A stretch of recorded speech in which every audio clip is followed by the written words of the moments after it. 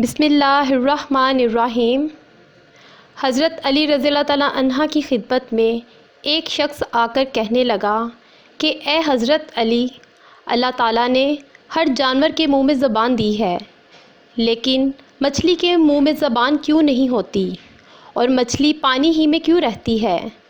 تو حضرت علی رضی اللہ تعالیٰ عنہ نے فرمایا، اے شخص یاد رکھنا، مچھلی کے منہ میں زبان بھی تھی اور اللہ تعالیٰ نے اس کو وہ طاقت بھی دی تھی کہ وہ خشکی پر چل سکے، مگر افسوس کہ اس نے خود پر ہی ظلم کیا۔ وہ شخص پوچھنے لگا، یا علی کیسا ظلم؟ حضرت علی رضی اللہ تعالیٰ عنہ نے فرمایا کہ جب اللہ تعالیٰ نے حضرت آدم علیہ السلام میں روح کو ڈالا اور یہ حکم دیا کہ ہر فرشتہ ان کو سجدہ کرے، تو شیطان نے اس بات سے انکار کر بیٹھا اور اللہ کی نافرمانی کر کے یہ کہنے لگا کہ میں آگ سے بنا ہوں اور یہ تو مٹی کا بنا ہے، میں اس کو سجدہ کیوں کروں؟ تو اللہ تعالیٰ نے اس بات پر شیطان کو بدصورت بنا کر اپنے دربار سے نکال دیا۔ پھر وہ بدصورت بن کر زمین پر جیسے گرا، انسان سے حسد اور نفرت کے ساتھ چیخنے لگا اور ہر کسی کو بتانے لگا کہ انسان اس زمین پر ظلم کرے گا۔ اے شخص، اس وقت مچھلیاں زمین پر چلا بھی کرتی تھی اور پانی میں بھی رہا کرتی تھی، اس کے منہ میں زبان بھی ہوا کرتی تھی۔ شیطان نے سب سے پہلے مچھلیوں کو گمراہ کیا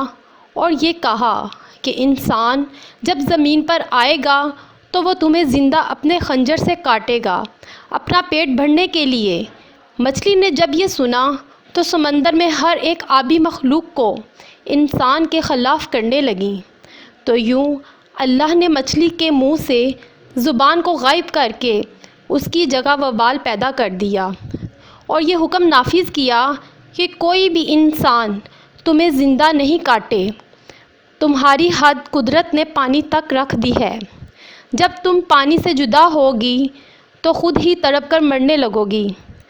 تبھی جب حلال مچھلی پانی سے جدا ہوتی ہے تو وہ تڑپنے لگتی ہے اور اس کے جسم کا سارا خون اس کے گلے میں آ کر جمع ہو جاتا ہے۔ اس لیے مچھلی کو ذبح نہیں کیا جاتا، کیونکہ ذبح کرنا اس کے لیے واجب ہے تاکہ جانور کی رگوں کا سارا خون گوشت سے الگ ہو کر بہہ جائے۔ اللہ تعالیٰ نے مچھلی پہ یہ قانون نافذ کر دیا کہ وہ جب پانی سے جدا ہو کر تڑپتی ہے تو مچھلی کا سارا خون مچھلی کے گلے میں آ کر جمع ہو جاتا ہے